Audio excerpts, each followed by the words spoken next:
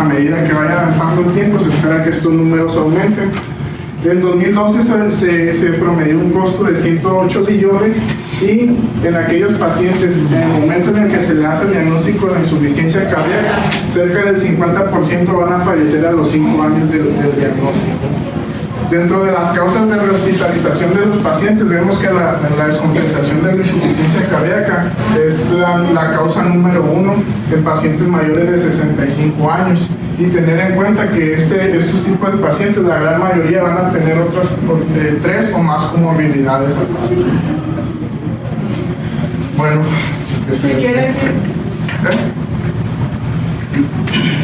bueno, aquí es de 1 al 2% de la población mundial va a tener, es la prevalencia. Y si cambiamos de computadora ahorita, porque toda la presentación me imagino que va a salir así. Sí, es la computadora la que está haciendo el proyecto. Ya fueron con el otro proyecto. Ya pasó la misma. Entonces es el proyecto.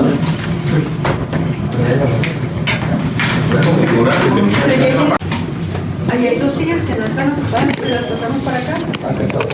Aquí están las personas. No, déjalo aquí.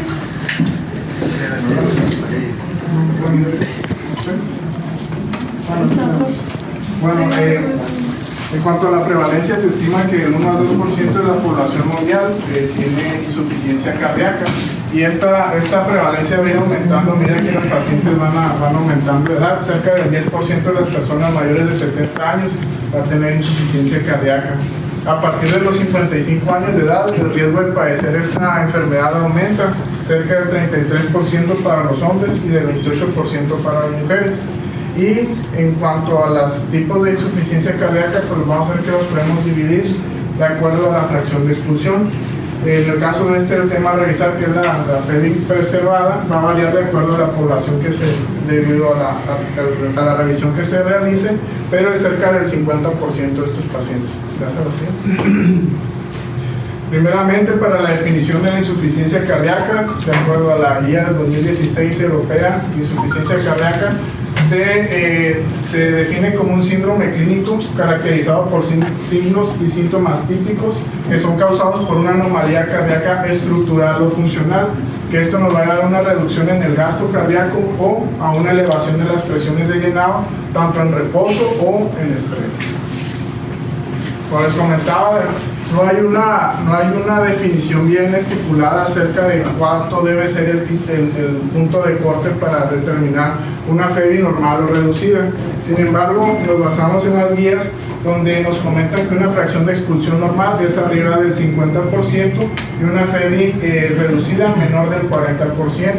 Tenemos una zona gris que es la fracción de expulsión entre el 40 y 49%, la cual pues en los estudios que se han realizado para evaluación de los fármacos, pues es donde nos quedamos en controversia, ¿no? Pero para fines de la exposición vamos a tomarlo de una fracción de expulsión preservada, pues arriba del 40%. Estos son los criterios que deben poseer los pacientes para establecer el diagnóstico, ¿no? Primeramente, pues son síntomas o signos típicos de insuficiencia cardíaca, los que ya conocemos.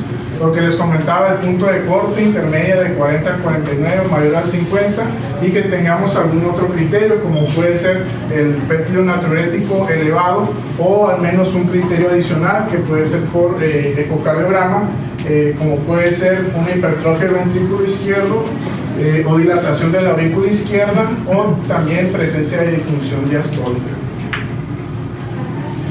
Vamos a ver que esto es una revisión. Gracias a la siguiente, por favor. Es en cuanto a la epidemiología de los pacientes con insuficiencia cardíaca de FEBI preservada. Este es un metaanálisis de muchos estudios que se han realizado en cuanto a la prevalencia. Primeramente nos enfocamos en este que está encerrado, un estudio que incluyó 2.802 pacientes con insuficiencia cardíaca. Como veíamos en los datos que les presentaba previamente, cerca del 50% de los pacientes con insuficiencia cardíaca tiene FEBI preservada. Aquí no lo divide. Aquellos pacientes que tenían una FEBI mayor del 50% representaban el 31% de los pacientes, y aquellos pacientes que se encontraban en una FEBI intermedia entre 40 y 50 representaban el 13%. Entonces, sumados nos da un 46% más o menos. En cuanto a los datos de mortalidad, vemos que estos pacientes en este estudio tuvo una mortalidad a 30 días del 5.3% y de un año a cerca del 22% de los pacientes ya habían fallecido. Otro estudio vemos igual la prevalencia, cerca del 36% aquellos con FEDI menor del 50, 14 en rango intermedio, y al igual la mortalidad hospitalaria es bastante alta, ¿no? Del 2.5% y del 2.3%. Igual, veas otro más. En los demás estudios también es solamente para ver que los datos concuerdan respecto a las diferentes publicaciones que ha habido respecto a la prevalencia y a la mortalidad que tienen este tipo de pacientes.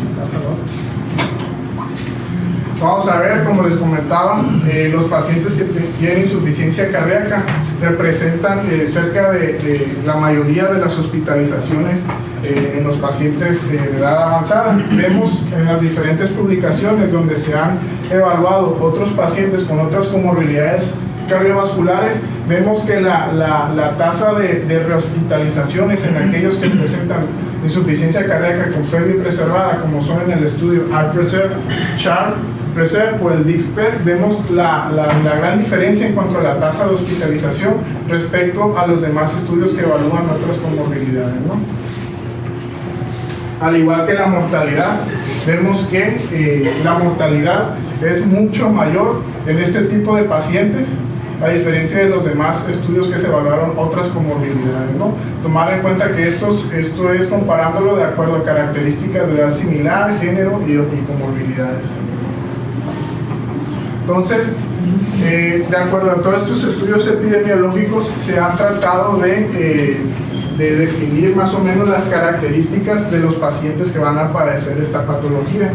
En aquellos estudios donde la prevalencia teníamos personas de estudio más jóvenes, vemos que estos pacientes, regularmente menor de 55 años, son pacientes que van a ser obesos y en este caso la mayoría van a ser hombres. Vamos a ver que en los hallazgos ecocardiográficos vamos a tener una hipertrofia concéntrica, un aumento en las presiones de llenado y aumento en los volúmenes del ventrículo izquierdo.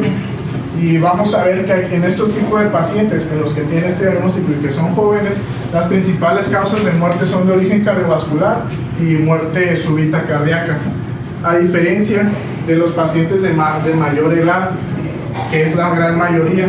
Son pacientes ya de edad avanzada y predominantemente mujeres. Estas mujeres van a tener mayor incidencia de fibrilación auricular, hipertensión o enfermedad renal. Dentro de las características ecocardiográficas van a tener un aumento en el tamaño de la aurícula izquierda. Y aquí los pacientes que fallecen regularmente son por otra causa diferente a la insuficiencia cardíaca. Entonces, pues este es más o menos el fenotipo que presentaban en el caso al principio, ¿no? Se han tratado en sí la fisiopatología de la enfermedad no es muy bien dilucidada. Se han establecido diversos modelos que tratan de explicar la fisiopatología de esta entidad. En el modelo tradicional, este es un estudio también de una revisión del 2019, el modelo tradicional maneja una hipertensión sistémica y una disfunción vascular que nos va a llevar a un remodelado del ventrículo izquierdo, una hipertrofia concéntrica, fibrosis y posteriormente una disfunción diastólica. Esta disfunción diastólica va a ocasionar que aumenten las presiones dentro de la aurícula izquierda, que va a llevar también a disfunción diastólica, sistólica, consecuentemente también hipertensión pulmonar. Esta hipertensión pulmonar, disfunción del ventrículo izquierdo y finalmente de la aurícula izquierda. Este es el modelo tradicional. Sin embargo, los modelos emergentes que se han manejado es que estos pacientes, debido a que tienen otras comorbilidades regularmente, van a tener condiciones proinflamatorias sistémicas que nos van a llevar a una disfunción endotelial. Esta disfunción endotelial nos va a aumentar el estrés oxidativo, disminución de los niveles de óxido nítrico y GMP, que nos va a llevar a una rigidez de las miofibrillas, hipertrofia cardíaca, una inflamación muscular que nos va a dar a fibrosis y disfunción microvascular, que finalmente va a terminar en el remodelado del corazón y en disfunción, así como en disminución del flujo coronario de reserva y en la disposición de oxígeno y en su utilización, ¿no? Entonces son los modelos que se han manejado en cuanto a la fisiopatología de esta enfermedad, ¿no? Y estos son debido a que son muchos los mecanismos que se han impuesto en tratar de explicar la fisiopatología de esta enfermedad. Son los diversos objetivos terapéuticos que actualmente y están en desarrollo para el tratamiento de esta enfermedad, como son lo que vamos a ver, los ARNI. Sin embargo, otros fármacos como los SGLT2 también se han estado evaluando. La siguiente. Entonces, como conclusión de esta introducción, vamos a ver qué son un poco los estudios que se han encaminado a evaluar los resultados en pacientes que tienen diagnóstico de insuficiencia cardíaca y esta característica FEBI preservada. La mayoría están encaminados en aquellos con FEBI disminuido. Y de los pocos estudios que tenemos disponibles, tenemos que tener en cuenta que ninguno ha mostrado un beneficio en cuanto a la mortalidad y en cuanto a la hospitalización por descompensación de la falla cardíaca. Hay algunos que han mostrado una cierta tendencia a así disminuir la hospitalización. Sin embargo, son resultados no concluyentes y que hay que tener en consideración al momento de evaluarlos, ¿no? Esa es la siguiente. Entonces, uno de los estudios que nos evaluaron los resultados en pacientes con insuficiencia cardíaca y FEBI preservada es el estudio CHART. Del CHART fueron varios subgrupos y aquellos que se evaluaron específicamente son los del CHART Preserve. En estos pacientes el fármaco de estudio fue candesartán, y es un estudio pues ya bastante viejito, ¿no? Del 2003. Entonces, en este estudio se incluyeron 7.601 pacientes con diagnóstico de insuficiencia cardíaca. Como les comento, fueron 3 grupos de estudio. El CHART-ADET, que eran pacientes que tenían una fracción de exclusión menor al 40%, y ya estaban siendo tratados con IECA, ¿no? Aquellos pacientes del CHART Alternative eran pacientes con FEBI menor al 40% y eran intolerantes a los IECA, y el grupo de estudio en el cual nos vamos a enfocar son los pacientes del CHART Preserve.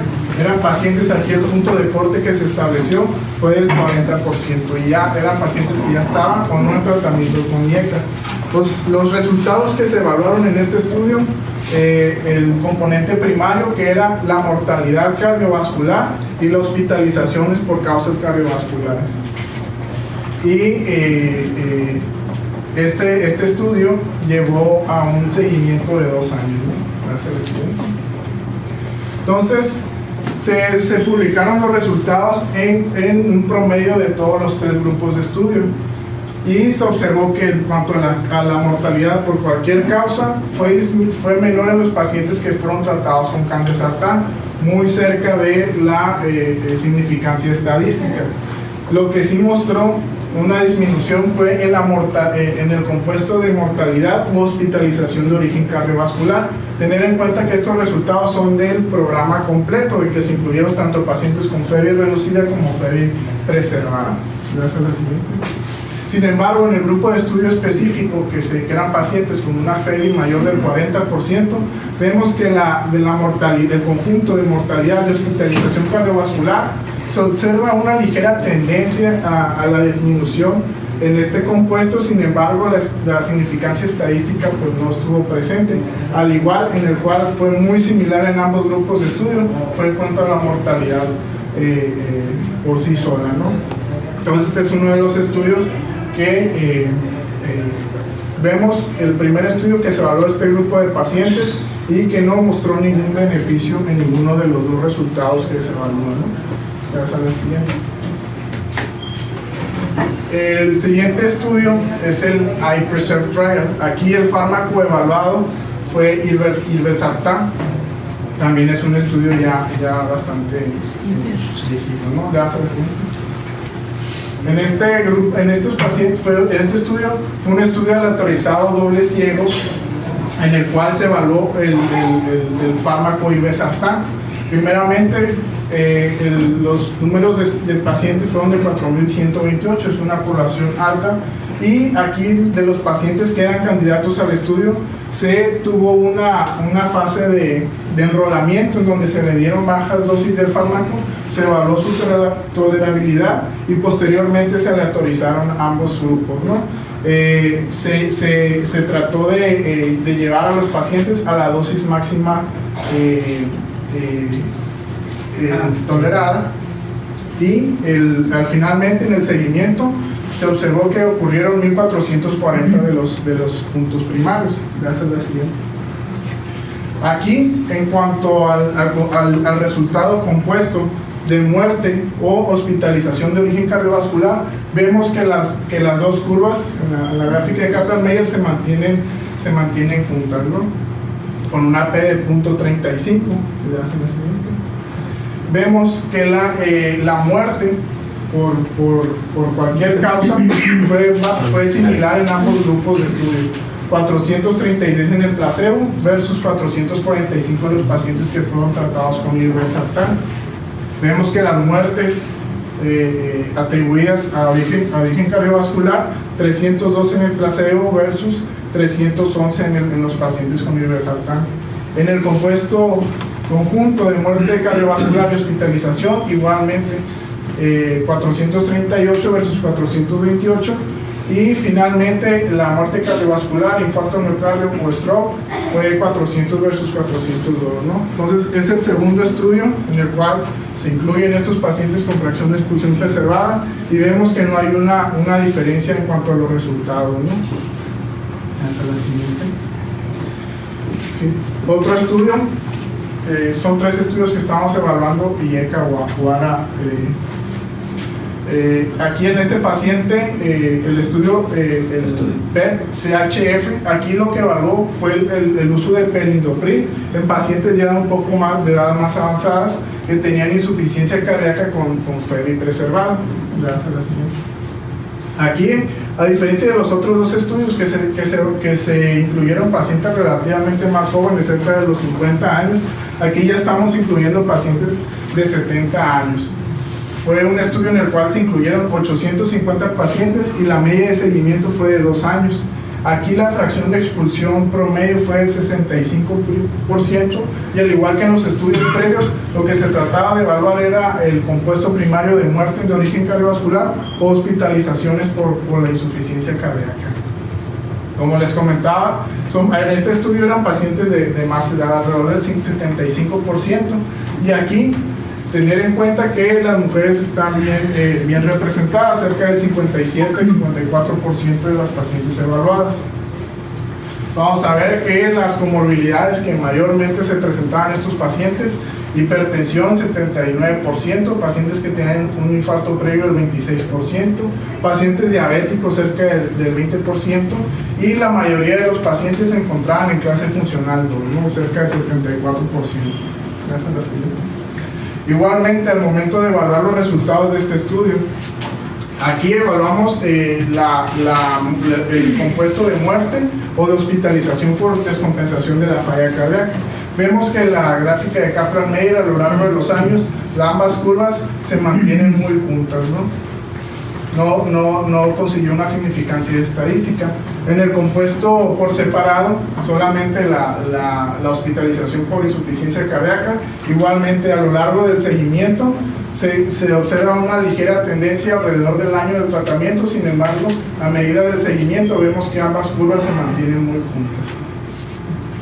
Donde sí observamos en este estudio representó que al momento como les vimos ahorita en la gráfica previa, alrededor del año sí hubo una ligera tendencia a la disminución en la tasa de hospitalizaciones por insuficiencia cardíaca, con una P muy cerca de la significancia estadística. Y como les comentaba, al año fue donde sí se vio una tendencia en cuanto a este resultado. Sin embargo, tener en cuenta, que os comenta el artículo, en este estudio la tasa de eventos primarios fue menor a lo esperado, por lo tanto el poder estadístico del estudio fue menor, por lo cual sí nos comentan tener precaución al momento de evaluar estos resultados, ¿no? Gracias, la siguiente. Esto fue en cuanto a la inhibición del sistema renina-angiotensina-aldosterona. Hay otros estudios que también han tratado de evaluar otro tipo de fármacos en cuanto a la evaluación de la mortalidad de las hospitalizaciones, como fue este estudio, el TOPCAT. Aquí evaluaron el uso de espironolactona. Aquí los pacientes fueron mayores de 50 años y el punto de corte que ellos usaron fue una FEBI de 45%. Estos pacientes habían tenido una hospitalización previa por insuficiencia cardíaca dentro de un año previo y tenían niveles elevados de péptido natriurético. Fue un estudio multicéntrico, doble ciego, aleatorizado, placebo control, y al igual que los otros estudios, lo que trataban de evaluar era el compuesto de muerte cardiovascular. También aquí evaluaron la muerte súbita abortada y la tasa de hospitalizaciones por descompensación de la falla cardíaca. Entonces, en cuanto al resultado primario, eran los tres compuestos los que se evaluaban. Vemos, al igual que las dos gráficas en la Kaplan-Meier, vemos que ambas curvas se mantienen pues juntas, no se separan a lo largo del seguimiento del estudio. La siguiente. En cuanto a la tasa de hospitalizaciones por la descompensación de la falla cardíaca, aquí se observó una ligera tendencia a ver una disminución en aquellos pacientes que fueron tratados con espironolactona. Sin embargo, tampoco sin alcanzar la significancia estadística. Ese fue otro estudio con un grupo de fármacos de mecanismos de acción diferentes, donde podemos establecer o tratar de sacar ese estudio que probablemente en cuanto a la tasa de hospitalizaciones por falla cardíaca puede haber un beneficio, pero los pacientes seguían falleciendo igual, ¿no?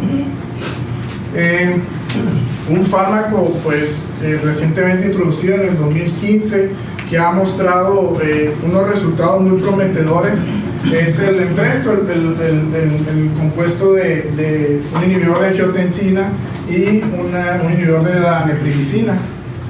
Este estudio, que es el Paradigm, aquí era evaluación de este fármaco novedoso en pacientes con insuficiencia cardíaca. Tener en cuenta que en este estudio los pacientes eran con una FEBI reducida. Vamos a la siguiente. Aquí nomás en cuanto a las características basales, pacientes alrededor de 63 años. Aquí el representante en el género femenino fue cerca del 21%. Aquí pues diferencia en cuanto a la incidencia de la enfermedad de la FEBI preservada. Aquí alrededor la fracción de expulsión promedio fue cerca del 29%. La mayoría de los pacientes en clase funcional 2. Y eran pacientes que pues tenían, se podría decir, gran mayoría tenía un tratamiento médico óptimo, ¿no? Vamos a la siguiente. Entonces, en cuanto a los resultados primarios, evaluar muerte de origen cardiovascular o la ocurrencia de una hospitalización por falla cardíaca, vemos aquí que aquí se evaluó contra enalapril. Vemos que sí se observó una disminución en cuanto al compuesto primario en el grupo de estudio con Entresto, con una P significativamente estadística. Vemos que en el compuesto primario de que se evaluaba, se presentó el evento en 914 pacientes en el grupo con Entresto, a diferencia de 1117 pacientes que recibieron enalapril. La muerte de origen cardiovascular igualmente fue menor en los pacientes que recibieron Entresto, 558 a diferencia de 693 de los pacientes con enalapril, y también disminuyó la tasa de hospitalizaciones por descompensación de la falla cardíaca, 537 a diferencia de 658 de los pacientes que recibieron enalapril. Entonces, con esto vemos también en cuanto a las tasas de seguridad de este fármaco, si valía la pena arriesgarse. Vemos que fue un fármaco que era seguro.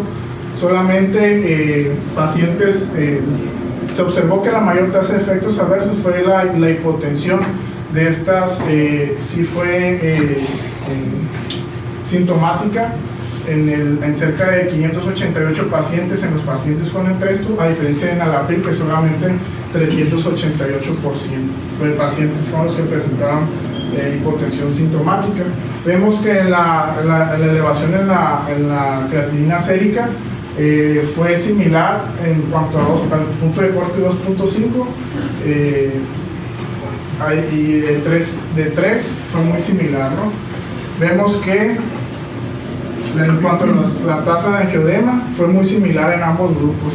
Entonces, solamente para destacar de esta tabla es de que el uso de Entresto fue seguro en estos pacientes y que nos disminuyó los eventos primarios, que es lo que se evaluaba. Gracias a la siguiente.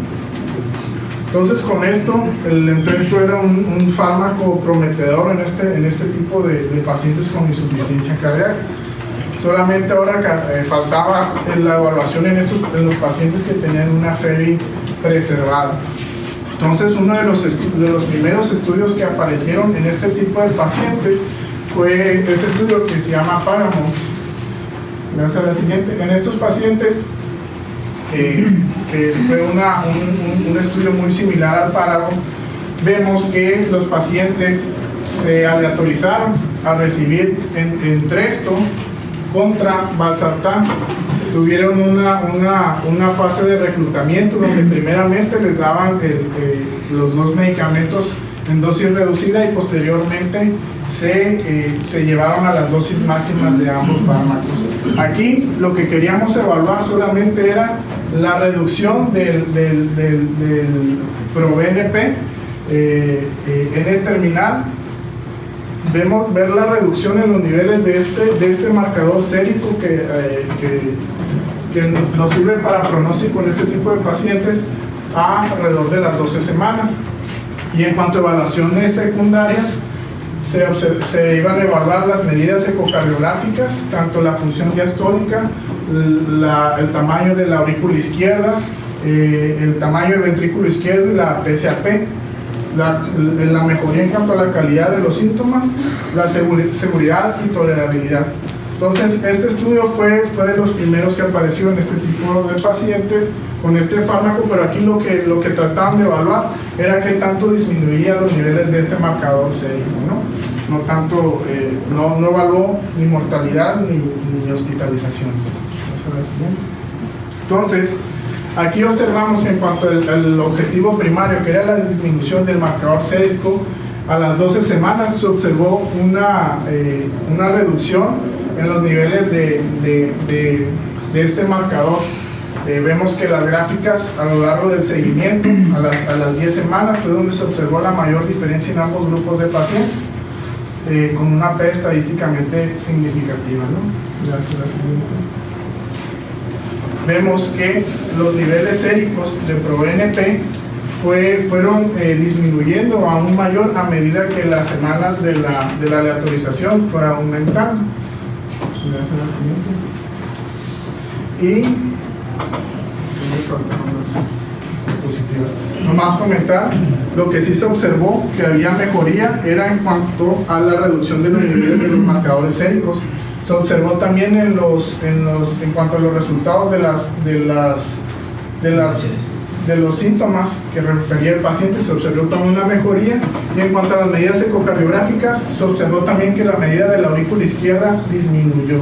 Entonces, en base a estos resultados, se tenía bastante expectativa en cuanto a este estudio, que es el que vamos a revisar el día de hoy, el Paragon HF.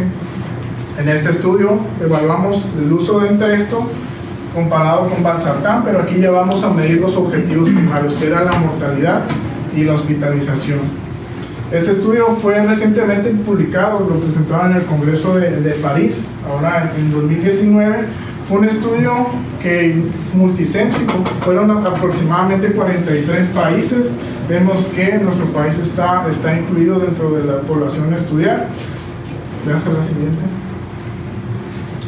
Vemos que el momento de la evaluación, finalmente, de todos los pacientes que se llevaron a un screening, fueron 10.359.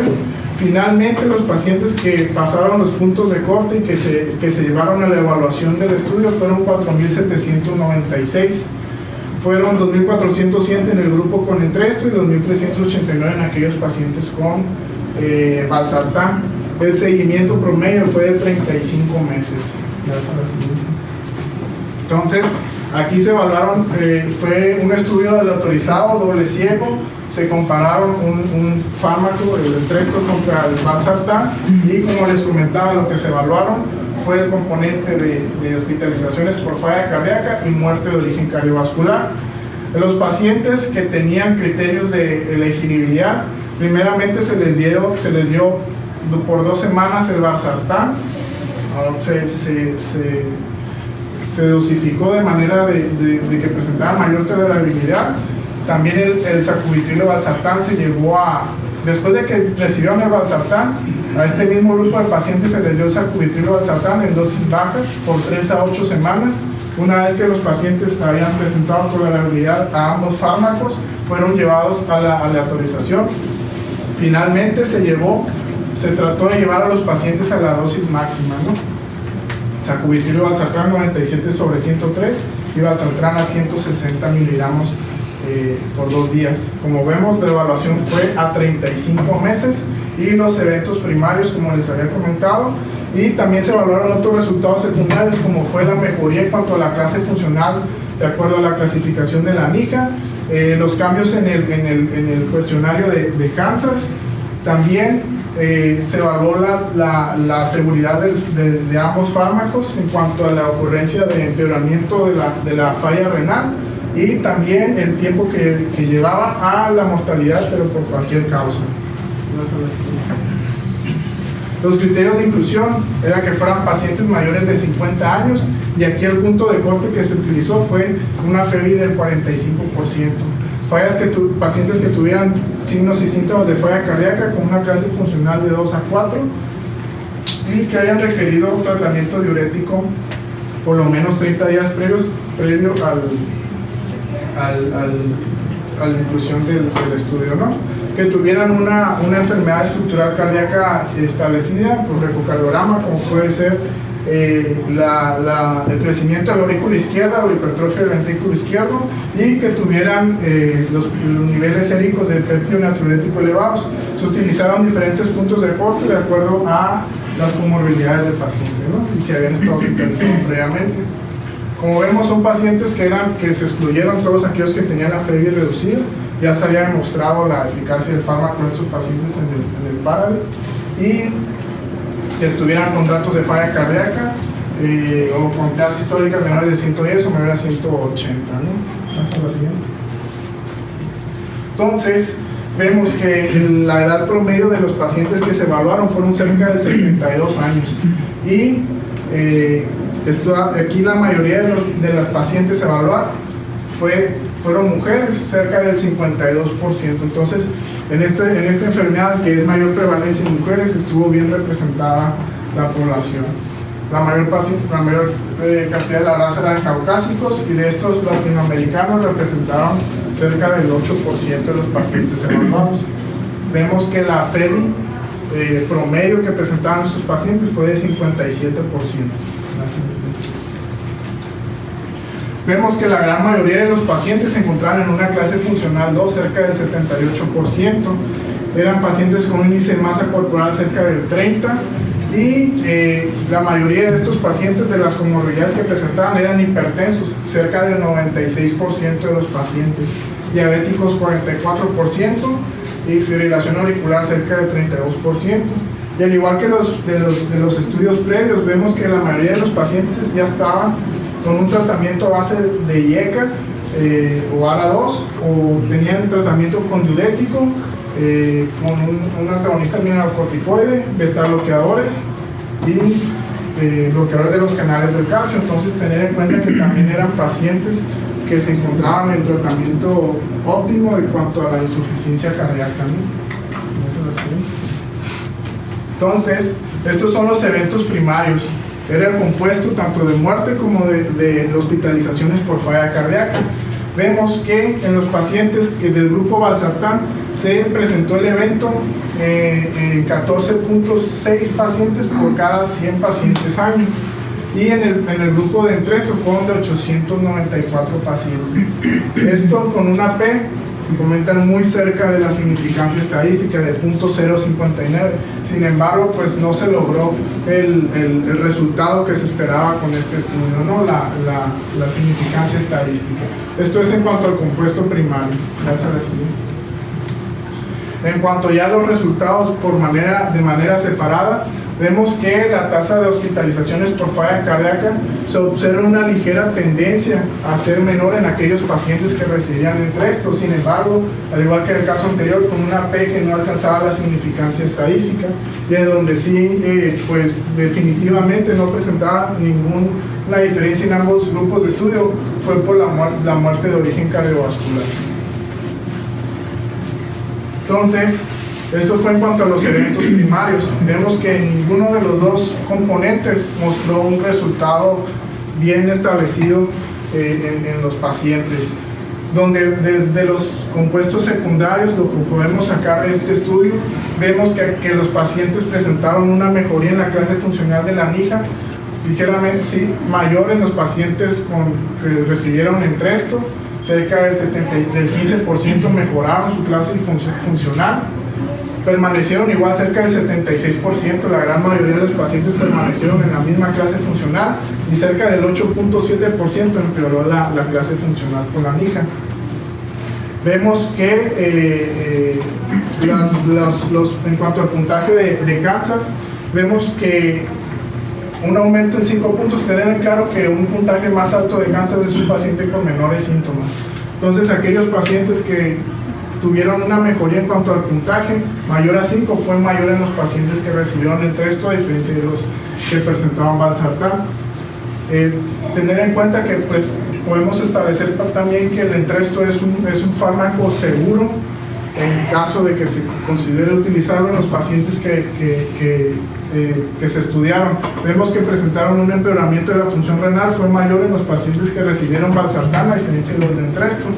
Y en cuanto a la mortalidad por cualquier causa, tampoco pues no mostró ninguna mejoría en este aspecto, ¿no? Fue muy similar en ambos grupos.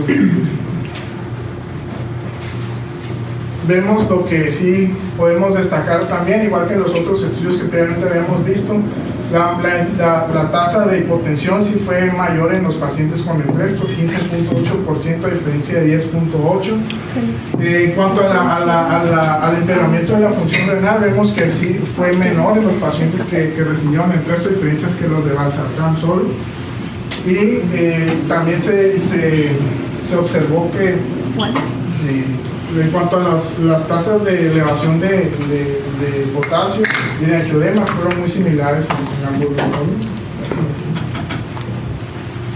De todo esto se trató de hacer múltiples análisis, se trataron de sacar los subgrupos, ver si había alguna tendencia, y de todos estos subgrupos solamente fueron 2 en los que se mostró una tendencia a una mejoría. Azúcar no. A una mejoría. Son 2 subgrupos. Fueron las mujeres. Gracias. Se observó que en las mujeres hubo una mejoría en cuanto al resultado primario, con una P estadísticamente significativa, y en aquellos pacientes que tenían una FEBI más reducida, aquellos que se acercaban a la FEBI reducida, fueron también los que se podría sacar que tuvieron un cierto beneficio de Entresto. Sin embargo, igualmente tener cuidado al momento de la evaluación, y en dado caso de que se considerara, tener en cuenta que solamente estos 2 subgrupos fueron los que mostraron una tendencia a la mejoría. Mujeres blancas, ¿no? Del oeste de Europa. Entonces, como conclusiones, se observó una reducción del riesgo del compuesto primario cerca del 13% en los pacientes que recibieron Entresto. Sin embargo, tener en cuenta que la P no fue estadísticamente significativa. Se observó una mejoría en cuanto a los síntomas, la calidad de vida y la función renal en los pacientes que recibieron Entresto. Podemos sacar del estudio también que el estudio de este fármaco es seguro en los pacientes que tienen FEBI preservada. de lo que les comentaba, de los subgrupos que se evaluaron, mayor beneficio eran mujeres y los pacientes que tenían una FEBI con tendencia más a la reducida, ¿no? Una de las tener en cuenta que el estudio se comparó contra un fármaco activo que fue valsartán, lo cual también pudiera haber estado ahí pues interactuando con los resultados, ¿no? Y ya eso es todo. ¿Y sus conclusiones personales, profesor? ¿Tus conclusiones? Sus conclusiones personales. Entonces, ¿qué? ¿Lo compramos o no lo compramos? Cuesta como 2,000 Pues, pesos, yo creo que no, ahorita por el momento no hay ninguna evidencia que lo avale. Es un estudio, es un fármaco que, pues, de reciente introducción, es un fármaco costoso, que pues el estudio que más prometía pues no mostró una significancia en cuanto a los resultados, lo cual nos habla de que la fisiopatología de la enfermedad no está bien dilucidada todavía, lo cual nos lleve al desarrollo de un fármaco dirigido hacia ese mecanismo que nos pueda mejorar en cuanto a estos resultados. Pues tener en cuenta también que ningún otro de los otros fármacos ha mostrado tampoco ningún beneficio, solamente una ligera tendencia a la disminución de la hospitalización por falla cardíaca, pero pues solamente tenerlo como que pues ahí está, es seguro de usar, pero que probablemente no les vaya a servir tampoco. Entonces a nadie les nadie.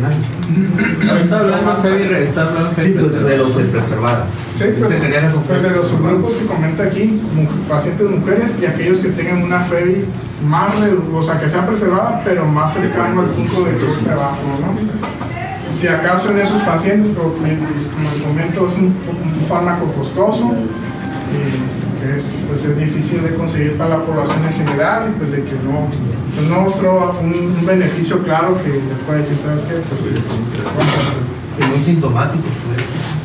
Y la fisiopatología que tú leíste, por ejemplo, hablando de fenotipos de insuficiencia cardíaca con FEBI preservadas, ¿en cuál fenotipo crees tú, o bueno, tú tienes, porque el grupo de R1 te apoya mucho, tú, ¿en cuál fenotipo de paciente con insuficiencia cardíaca con FEBI preservadas crees que pudiera tener más nicho este fármaco? Porque yo concuerdo con Hugo que yo sí se lo daría a más de algún paciente, no a todos, pero sí a más de algún paciente. No sé, por ejemplo, puede ser femenil, mujer, con dilatación auricular importante, con BNP o marcadores de insuficiencia cardíaca muy elevados, por ejemplo. No sé, se me ocurre. Pues qué fenotipo específico, no sabría decir exactamente el fenotipo, porque sí mencionó varios. Sí, porque hay quienes hacen una semejanza de la insuficiencia cardíaca con FEBI preservada como querer tratar al cáncer de la misma manera los distintos cánceres. La insuficiencia cardíaca, como dijo el profesor, pues no todo tiene la misma fisiopatología. Entonces a lo mejor ahí tendríamos que identificar qué fenotipo, como es la tendencia incluso en los pacientes con FEBI reducida, tratarlos. Entonces a lo mejor cuántos de esos pudieron haber tenido amiloidosis, y pues sabemos que el pronóstico de amiloidosis es muy diferente y el tratamiento que para esos pacientes es muy diferente. Sí, entonces a eso me refiero. O antecedentes de miocarditis que va saliendo, como comenta, ¿no? O sea, la insuficiencia cardíaca es un síndrome, ¿no? O sea, son datos de congestión y sintomatología, ¿no? Pero se ha visto que en la clínica de insuficiencia cardíaca con FEBI preservada hay varios fenotipos, como se describe, como dice el doctor Roger. Entonces probablemente los medicamentos que se usan para este síndrome no están funcionando. ¿Por qué? Porque a lo mejor no lo ocupan, pues no actúa en la fisiopatología que está desempeñando toda la sintomatología. Entonces, por eso tal vez en el fenotipo de los pacientes que tienen van a la tendencia con una FEBI más reducida, puede que estén mejorando más. O sea, las más añosas, las mujeres más añosas que tengan disfunción microvascular, o sea, donde la fisiopatología de estos medicamentos sí, tal vez haya clínica de insuficiencia cardíaca con FEBI preservada, que son por otras cuestiones, y es por eso que no están funcionando las medicaciones. Entonces, yo a lo que entiendo, pudiéramos catalogar a estos pacientes en un fenotipo, en lo que parece se pudiera actuar, que serían, como lo dijiste, mujeres añosas, blancas y que sean pacientes muy sintomáticos, porque sí han mejorado los síntomas y las hospitalizaciones, pues tal vez no en todos, pero habrá un nicho de pacientes en los que sí funcionaría. Y pues hay que recordar que los pacientes son muy sintomáticos y a las mujeres son las que son más sintomáticas y más se hospitalizan, pues lo que yo pienso. Aunque no haya mejorado la mortalidad, de todas maneras, como es una enfermedad que sí va a aumentar las hospitalizaciones, deteriora la calidad de vida, yo creo que, como igual dijo Briseño, los demás fármacos no han demostrado tampoco reducción de mortalidad, y si le vamos a aportar al paciente un beneficio en cuanto a calidad de vida y hospitalizaciones, yo creo que sí valdría la pena usarlo en un paciente que está sintomático, ¿no? Si ya se usaron los otros medicamentos y sigue sintomático, yo creo que sí valdría la pena.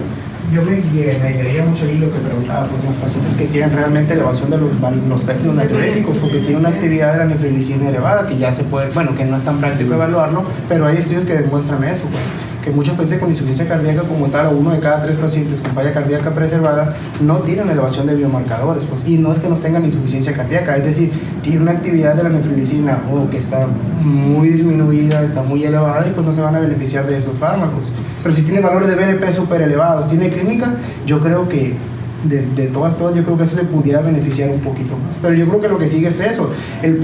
Para mí lo que me deja este estudio, el beneficio, es que eso nos va a orientar todavía más a tratar por fenotipos a este tipo de pacientes, de que se beneficia. Y lo otro que puede haber tenido el resultado, como tú lo dices, es el comparador activo, que es valsartán, que al fin y al cabo tampoco han demostrado mucho beneficio, aunque en el CHARO, como dices tú, sí demostró beneficio en reducción de hospitalización después, aunque sea con FEBI de 45-50. Yo te voy a hacer una pregunta obligada. ¿Tú qué crees que hubiera pasado si un criterio de inclusión y otro grupo de pacientes hubiera sido los que realmente tienen FEBI intermedio? Pues si hubiera habido mayor beneficio, si eso hubiera ¿sí? Probablemente hubiera sido significativo, ¿no? Si hubiera tomado FEBI de 40 para arriba, a lo mejor hubiera quedado de 40 a 50, menos de 45 Parece que algo que queda muy claro es que estos pacientes se mueren, ¿no? Si se fijan, la tasa de eventos de muerte es alta en este grupo de pacientes, y eso nos debe hacer voltear a verlos como un grupo de pacientes especiales que a veces es difícil de tratar porque son pacientes que a veces los tenemos como en prevención primaria, ¿no? No es el típico que ya se infartó, que tiene FEBI reducida y que entra en un plan de prevención secundaria. Esos pacientes tienen mayor adherencia, tienen mayor apego. Estos pacientes andan en la consulta y parece que tienen un menor apego. Realmente, yo creo que fue el 2013 que presentamos aquí el TopCat y nos fuimos con la misma sensación de tristeza, de que todavía no había algo que tuviera un impacto real y contundente en este grupo de pacientes para disminuir la mortalidad. En el TopCat se disminuyó el BNP. En el Reminder, en pacientes con infarto y FEBI preservada, también era mucha la expectativa que se tenía. Fueron varios años esperando el resultado y no hubo diferencia en muerte. Este estudio otra vez nos deja una sensación de tristeza en ese sentido, de que no hay algo que todavía vaya a beneficiar a estos pacientes. Hay varios estudios que evalúan el impacto en atacando el resto de los factores. Estos pacientes en nuestra comunidad tienen que ser pacientes que tienen un índice de masa corporal alto. Lo que en la experiencia que tenemos, lo que funciona además del tratamiento médico es el tratamiento del sobrepeso en estos pacientes. Mejoran su calidad de vida, mejoran sus síntomas y es lo que más tiene impacto en ellos, ¿verdad? Yo creo que el nicho para entrar en este grupo de pacientes es muy pequeño. Lo existe, pero es pequeño. Y es que hay que partir desde el punto de vista, ahí por ejemplo, hablando de mortalidad, sí se muere. El problema es que el 50-70% de las muertes son cardiovasculares. Entonces, a diferencia de los pacientes con insuficiencia cardíaca con FEBI preservada, que son todavía, pero de las muertes cardiovasculares, en este grupo de pacientes las muertes son no cardiovasculares. Y el cáncer es la principal causa de muerte en estos pacientes. Recordemos que un paciente con falla cardíaca con FEBI preservada es multimórbido o multifacético, digámoslo así. Entonces, un paciente que se puede tener comorbilidad, te puede morir de cáncer, te puede morir de infección, te puede morir del riñón. Entonces, también en eso es difícil que un fármaco que haya mostrado beneficio cardiovascular, pues disminuyendo la mortalidad en otras causas que no tienen nada que ver con el corazón, pues, pero que forman parte de este síndrome. Pero finalmente, ¿cuáles son los factores de riesgo más importantes para el desarrollo de cáncer? ¿Y cuáles son, cómo es la comunidad de estos pacientes? Obesidad, tabaquismo, sobrepeso, la dieta, etcétera. Entonces, parte de esos factores que son factores de riesgo para cáncer son los mismos factores de riesgo que tienen sus pacientes. Sí, o sea, aquí la bronca es los insuficiencia cardíaca con fibra preservada tienen mayores comorbilidades, ¿no? Entonces, hay una revisión, no sé si lo pusiste parte de del Cell Circulation de los 2019, que esos tienen mayor mortalidad al mes. Los que tienen insuficiencia cardíaca con fibra preservada fallecen 10%. Los que tienen fiebre reducida fallecen 4%, o sea, es mayor la mortalidad porque tienen más comorbilidades. Pero la bronca que esas comorbilidades que tienen también son factores de riesgo para cardiopatía isquémica, entonces está medio complejo poder dilucidarlos o separarlos. Entonces, todavía el tratamiento como para estos pacientes con fracción de expulsión preservada no está claro. Lo que me gusta del artículo es que actualmente los artículos, aunque no muestren su efectividad o que tuvieron un resultado positivo, se tienen que presentar. ¿Por qué? Porque ahora otros investigadores tienen que buscar, sabes que aquí te salió que las mujeres con marcadores elevados, con fe deteriorada, no más, arriba de 40, pues, pero se van a beneficiar de este caso. Entonces viene la siguiente línea de investigación. Pero pues hay que verlo, ¿no? Como dice Herrera, ¿no? ¿Qué paciente se va a beneficiar? Y sobre todo porque es un medicamento de alto costo. Herrera, ¿cuál fue el sentimiento de París a la hora de pasar ahí en el foro? ¿Qué se sintió ahí? Es que realmente era mucha expectativa, pues.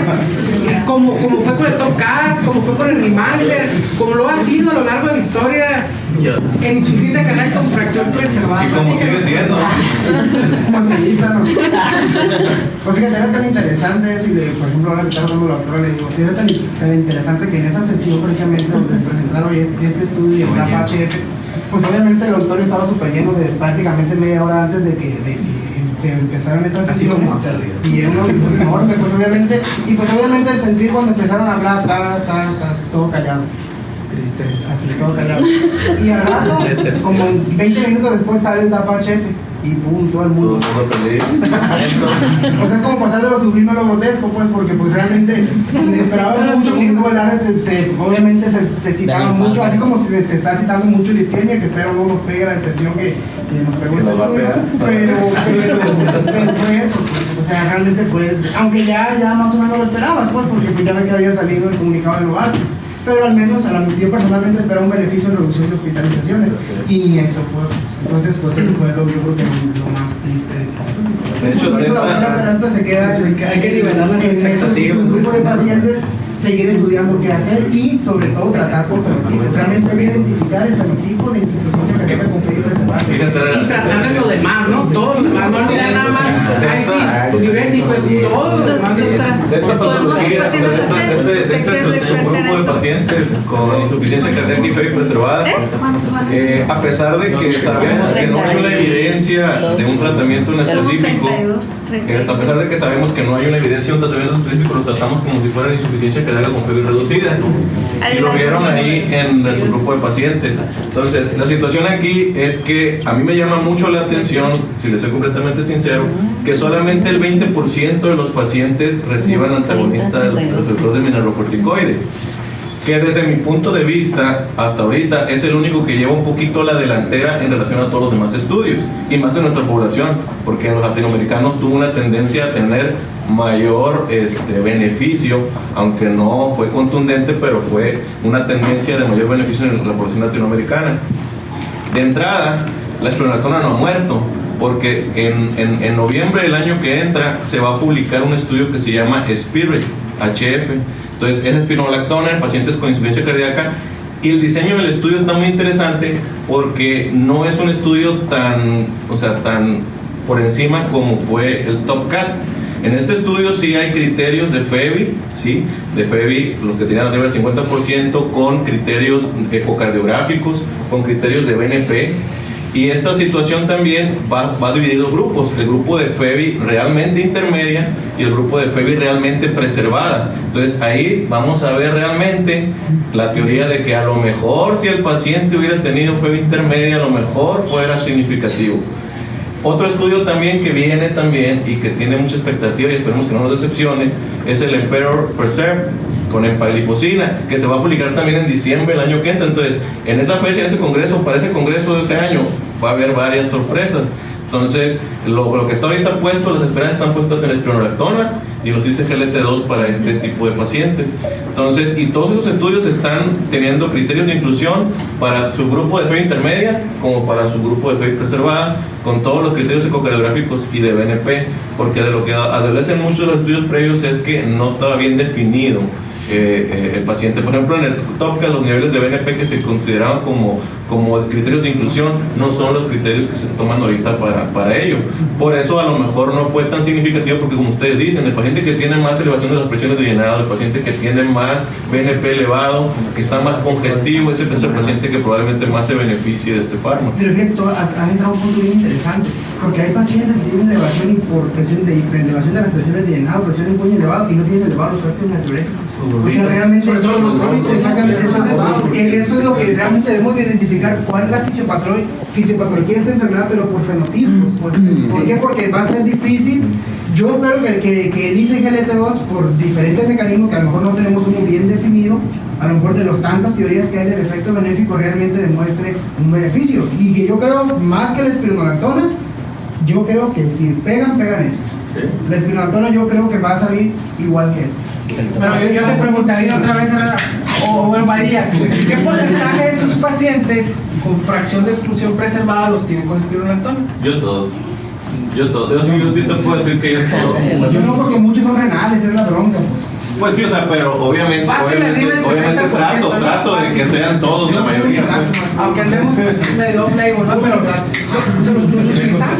Sí, yo trato de que sean todos. Si yo veo que realmente tiene su insuficiencia con FEBI preservada y tiene BNP elevado, ese paciente le dejo más monitorizando la función renal, ¿no? Yo sí creo que los ICGLT2 van a tener muy buen resultado, sobre todo porque provocan mucha La cámara 1 con el motor.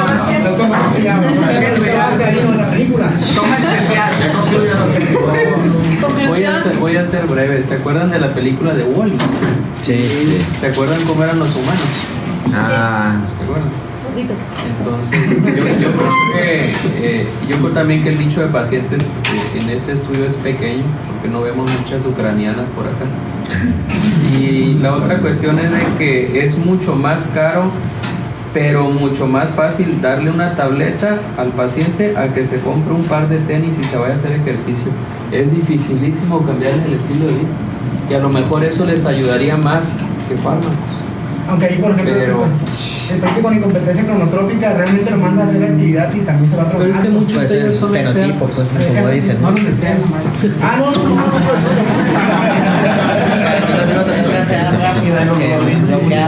más volumen. No discrimina. Tienen menos, los pérdidos natriuréticos de sangre van a ser menores, pero van a más sintomatológicos bajos. Muy bien. ¿Y el siguiente artículo que le va a tocar? ¿A ti? Ramírez. ¿Y qué va a hacer? No, Ramírez está de vacaciones, Pero vuelve ya una semana. ¿Y vuelve el lunes? El lunes regresa. No, el siguiente lunes. El otro no. Bueno, nos vemos, gracias.